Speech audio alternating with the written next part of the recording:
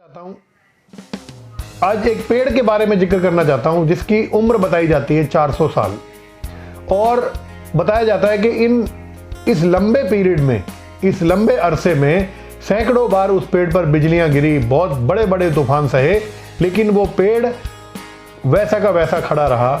लेकिन आज से 4 साल पहले उस पेड़ पर दीमक ने हमला कर दिया और वो छोटी छोटी दीमक लगातार, जब वो दीमक उसकी तनों में, जड़ों से निकलते हुए तनों में धीरे धीरे बढ़ी और धीरे धीरे 3 से 4 साल में उस 400 साल पुराने पेड़ को उस दीमक ने ख़त्म कर दिया। वो दीमक जिसको चुटकियों से दबा करके ख़त्म किया जा सकता था, लेकिन उस दीमक ने लगातार अंदर ही अंदर उस पेड़ को खोखला कर दिया और वो 400 साल पुराना पेड़ धराशायी हो गया।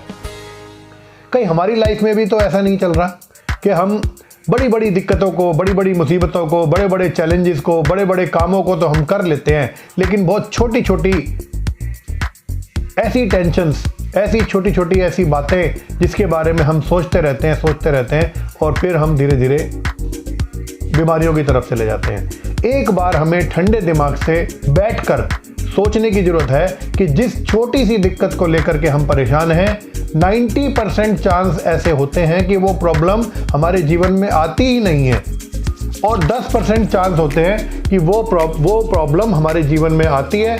और जब वो प्रॉब्लम हमारे जीवन में आती है तो हम कहीं ना कहीं से भागदौड़ करके, मेहनत करके, काम करके उस प्रॉब्लम का सॉल्यूशन भी निकाल लेते हैं। तो एक बार ठंडे दिमाग से बैठने की ज़रूरत है, ठंडे दिमाग से बैठकर सोचने की ज़रूरत है कि वो छोटी छोटी प्रॉब्लम जिसके बारे में हम सोचते रहते हैं, वो प्रॉब्लम जब आएगी तब हम उसका सॉल्यूशन करेंगे, लेकिन बार बार हमें उस प्रॉब्लम को लेकर के टेंशन नहीं लेनी, उस प्रॉब्लम को लेकर के सोचना नहीं है।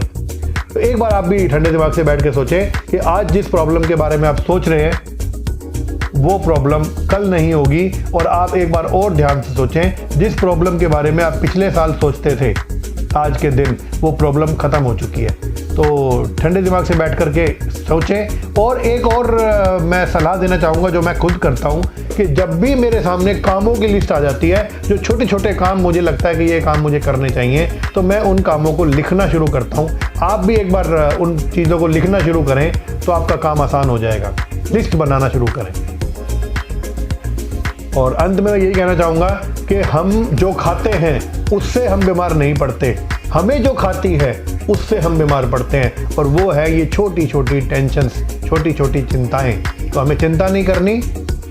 अगर उस प्रॉब्लम का सॉल्यूशन है तो हमें उसके लिए काम करना है, और अगर उस प्रॉब्लम का सॉल्यूशन हमारे हाथ में नहीं है तो उसको समय पर छोड़ देना है और लगातार छोटे छोटे प्रयास करते रहना है। एक दिन वो प्रॉब्लम भी सॉल्व हो जाएगी। Thank you. जय हिंद।